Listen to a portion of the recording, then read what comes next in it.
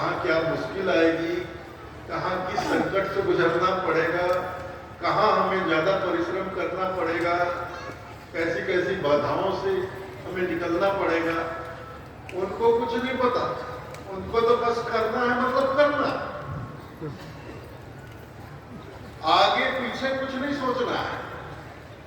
उनको बस अपना लक्ष्य नजर आता है कि हमें वहां पहुंचना है, मतलब पहुंचना है, चाहे रास्ता कितना भी टेढ़ा मेढ़ा हो, कितना भी दुर्गम हो, कितना भी जटिल हो, वो पूरे उमंग के साथ, पूरे जोश के साथ चल पड़ते हैं, दौड़ पड़ते हैं, दौड़ कर चलते हैं,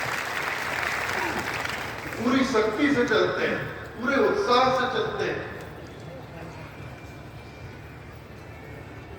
और कठिन से कठिन कार्य को युवा शक्ति अपने हौसले से, अपने उमंग से, अपने जोश और जुनून से कठिन से कठिन कार्य को सरल से सरल बना देती है। हालांकि बड़े बूढ़े को समझाते हैं, चेतावनी देते हैं कि देख के चलना भैया, आराम से चलना, संभल कर चलना, ये रास्ता बहुत कठिन है। अब ये तो उस बूढ़े को मालूम है ना कठिन है, उसको थोड़ी मालूम है, तो कभी चला ही नहीं। तो बूढ़े कह रहे थे सुन लेते हैं, लेकिन जब चलना होता है तो पूरे उमंग के साथ, उत्साह के साथ दौड़ पड़ते हैं और चटपट जो कार्य करना है कर देते हैं।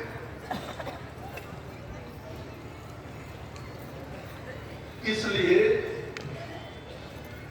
युवा शक्ति का बहुत महत्व है।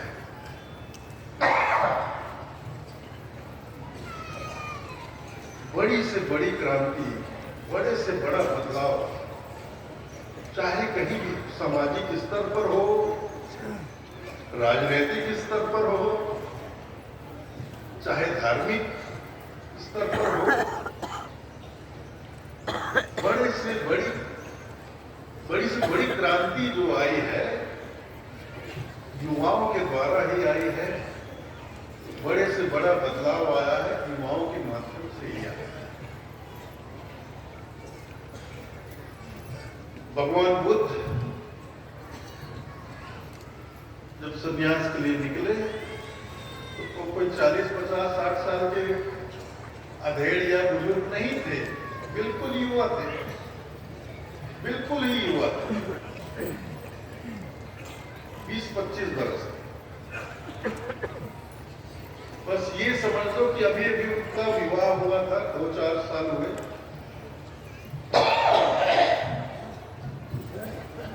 और 1 साल का ही उनका पुत्र था। पुत्र का नाम राहुल था।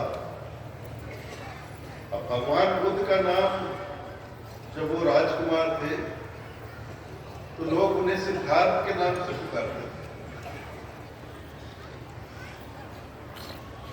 राजकुमार सिद्धार्थ, जिनसे उनका विवाह हुआ था, उनकी पत्नी का नाम यशोधरा था, पुत्र का नाम राहुल था। अब वो सन्यास की धुन सवार हो गई उनके ऊपर। अब ये अलग कहानी है और बहुत लंबी कहानी है, उस पर अभी नहीं जाएंगे। लेकिन सन्यास के लिए जब निकले तो बिल्कुल युवा थे, 24-25 वर्ष थे। पर क्या क्रांति लाई उन्होंने।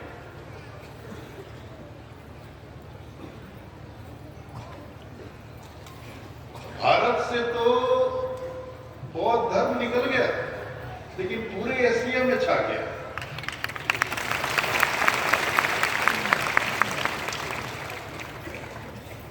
भगवान बुद्ध ने अपना जीवन तो गुजारा भारतवर्ष में, भारत देश में।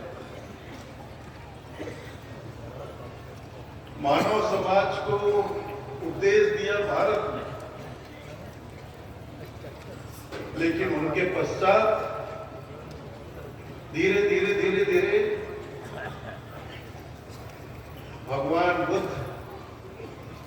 उनका मार्ग, उनका ज्ञान, उनका प्रभाव भारत में कम होता गया, कम होता गया, कम होता गया। और बाकी भारत के आसपास जितने भी पड़ोसी एशियाई देश हैं, वहां जबरदस्त ढंग से उनका प्रभाव बढ़ता गया।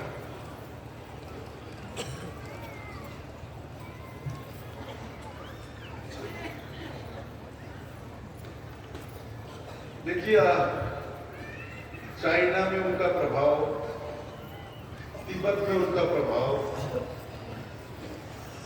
नेपाल में उनका प्रभाव, एकदम मतलब पूर्वी देश की तरफ उनका प्रभाव देखिए।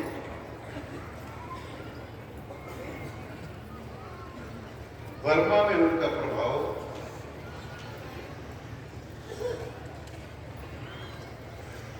श्रीलंका में उनका प्रभाव, मतलब भारत के पड़ोसी आसपास जितने देश थे, बहुत धर्म छा गया, लेकिन अपने भारत से धीरे धीरे समाप्त होने लगा।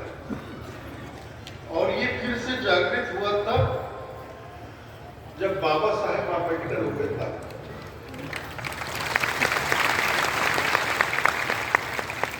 बाबा साहेब आंबेडकर दलित थे, आप सब जानते हैं।